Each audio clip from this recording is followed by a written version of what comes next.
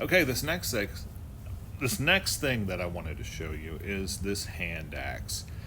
There's a great video. Actually, I purchased a book several years ago called A History of the World in 100 Objects. It was written by a guy named Neil McGregor, and it was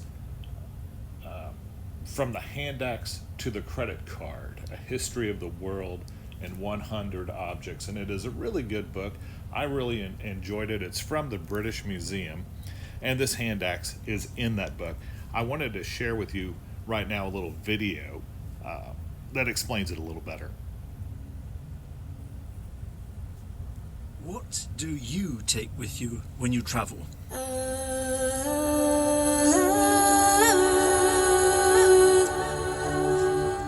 Most of us would embark on a long list of objects that begins with a toothbrush and ends with excess baggage. But for most of human history, there was only one thing that you really needed in order to travel: a stone hand axe. Pretty sharp around the edges, isn't it? I think whoever made this did it very beautifully and carefully. It looks pretty straightforward, but in fact it's extremely tricky to make, and for over 1 million years it was literally the cutting edge of technology. Once they'd been invented, if you want to use that word, they just never changed the design, and I think that is the ultimate compliment to the design of a superb tool. It accompanied our ancestors through half of their history, and it was the main reason that they spread first across Africa and then across the world.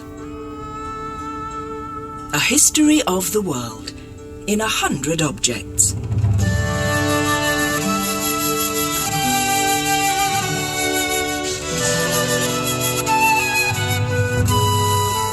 Stone hand axe, made 1.2 million years ago, found in Olduvai Gorge, Tanzania, East Africa.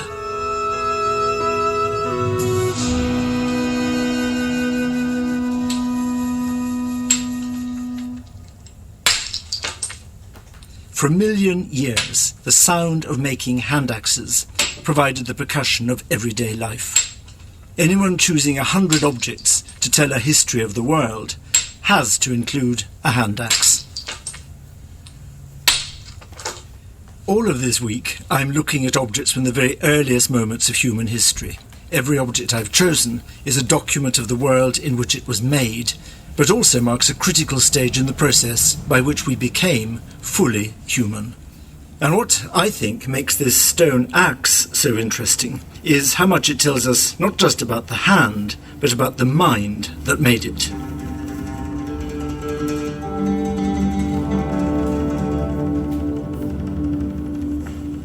I'm holding the hand axe now. It doesn't, of course, look anything like a modern axe. There's no handle and there's no metal blade.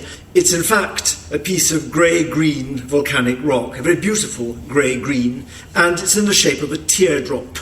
And it's a lot more versatile than a modern straight axe would be. The stone's been chipped to give you sharp edges along the long sides of the teardrop, so to speak, and to give you a sharp point at one end. When you hold it up against a human hand, you're struck by how closely it matches the shape, although this one is unusually large and is bigger than most human hands would be. It's also been very beautifully worked, and you can see the marks of the chipping that have shaped it. A hand axe like this was the Swiss Army knife of the Stone Age, an essential piece of technology with multiple uses.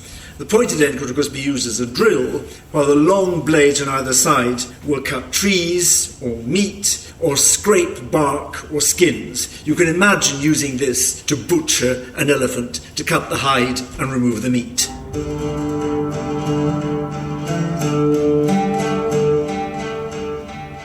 The very earliest tools, like the stone chopper we were looking at in the last programme, would strike all of us as pretty rudimentary.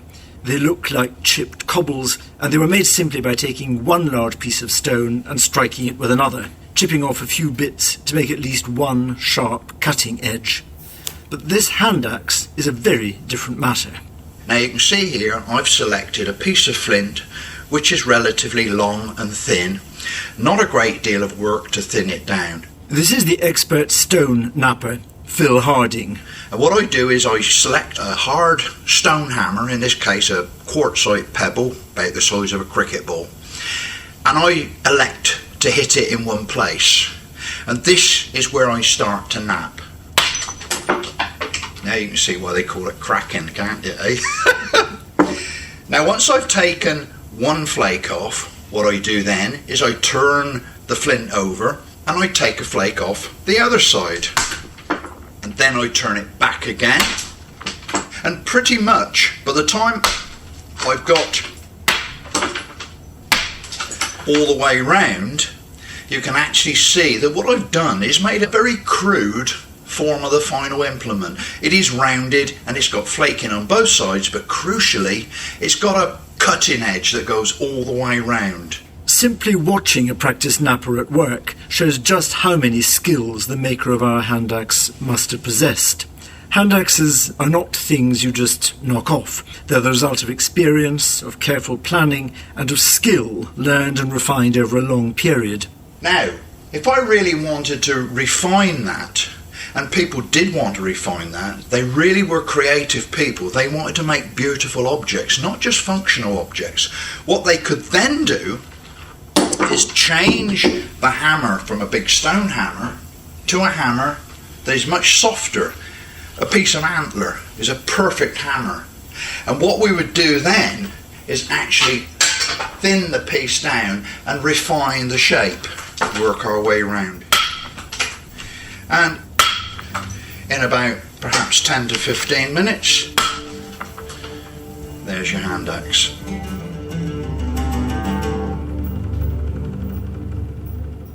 But as well as great manual dexterity, what's important for our story is the conceptual leap required. To be able to imagine in the rough lump of stone the shape that you want to make, in the way that a sculptor today can see the statue inside the block of marble. This particular piece of supreme high-tech stone is between 1.2 and 1.4 million years old. Like the chopping tool we were looking at in the last programme, it was found in East Africa, at Olduvai Gorge, that great split in the savannah in Tanzania.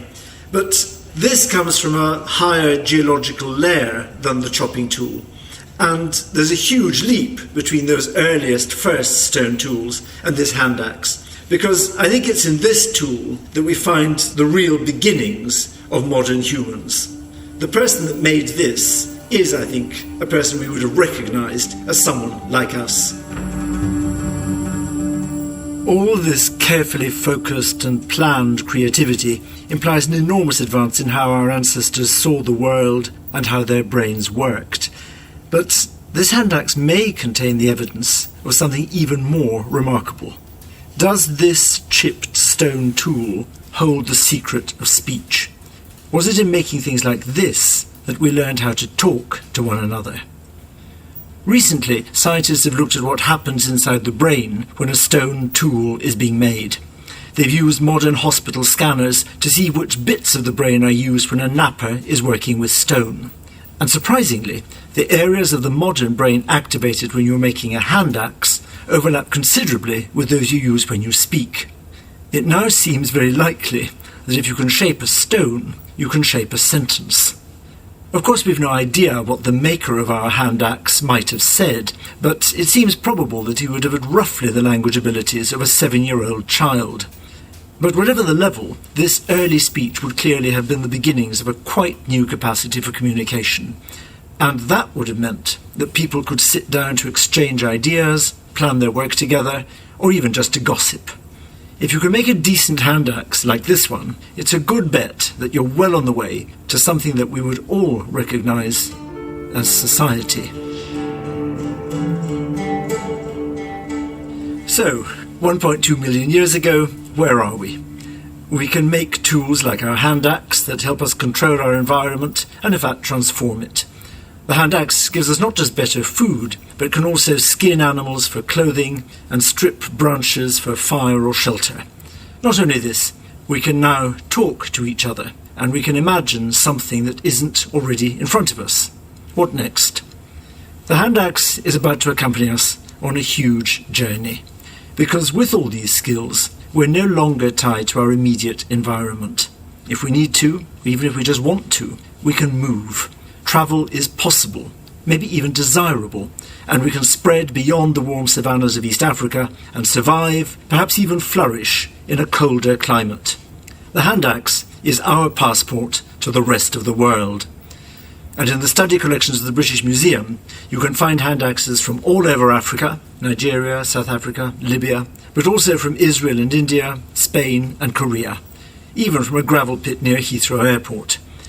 And as they moved north, these early hand axe makers became the first Britons. Nick Ashton has been excavating on the Norfolk coast.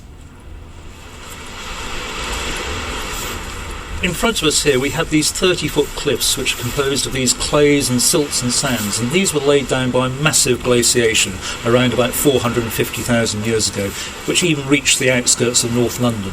But it's beneath these clays that a local was walking his dog and found the hand axe embedded in these organic sediments. But these tools were first being made in Africa 1.6 million years ago, arrived in southern Europe and parts of Asia just under 1 million years ago, and reached Britain somewhere between 600,000 and 500,000 years ago. Of course, today we're actually standing on a beach, but the coast 500, 600,000 years ago would have been several miles further out. And if you'd walked along that ancient coastline, you would have arrived in what nowadays we call the Netherlands, in the heart of Central Europe. At this time, there was a major land bridge connecting Britain to mainland Europe. We don't really know why humans colonised Britain at this time, but perhaps it was due to the effectiveness of this new technology that we call the hand axe. The stone hand axe was made essentially in the same way and in the same shape for over 1 million years, and it must be the most successful piece of human technology in history. But is there one last secret in the stone? Our hand axe is just a bit too large to use easily. Why would you make it like that? I showed it to an expert in ergonomic design, the inventor, Sir James Dyson. What interests me about this is that it's not really very practical. It's double-sided, it has a sharp edge both sides, and it's symmetrical. It's almost as though it's an object of beauty rather than a practical object. So I wonder actually if it's a decorative thing or even something, like a ceremonial sword to make you look brave, powerful, and maybe to pull women. It doesn't look to me like a practical tool. It looks to me more like a show object, a decorative object, than a practical object, because I can only see that whatever I do with it, I'm going to hurt my hand. So I think it's a beautiful object, but I don't believe it has any intent, serious intent behind it. Of course, it is still a practical object, but I think it's nonetheless worth speculating, as Sir James Dyson does, whether our hand axe was made a bit too big for easy use in order to show that it was made for somebody important. Are we looking here at one of the oldest of all status symbols, the expression of a social pecking order? And then, the hand axe is so pleasing to the eye as well as to the hand that it's hard not to ask if it wasn't to some extent made quite intentionally to be a thing of beauty. Is this the beginning of the long story of art? And indeed, the long story of art being pressed into the service of power? Or are we just projecting back onto those distant ancestors our own ways of thinking about beauty and status? In the next programme, we're going to be unquestionably in the realm of art. I'm going to be looking at a masterpiece of Ice Age sculpture carved in the tusk of a mammoth. Okay. Well, that was interesting. There is... Let me try to get back to this. Bear with me here. Come on. I don't want that. I want this. There is a discussion. If you go in your Canvas to discussions, there is a discussion about this hand axe that I would like for you to answer the questions that I have for you there. I will probably try to leave a link to that video as well in that description, just so if you need some more reference to it, you can go back and look at it. I think I'm going to wrap up the lecture for now.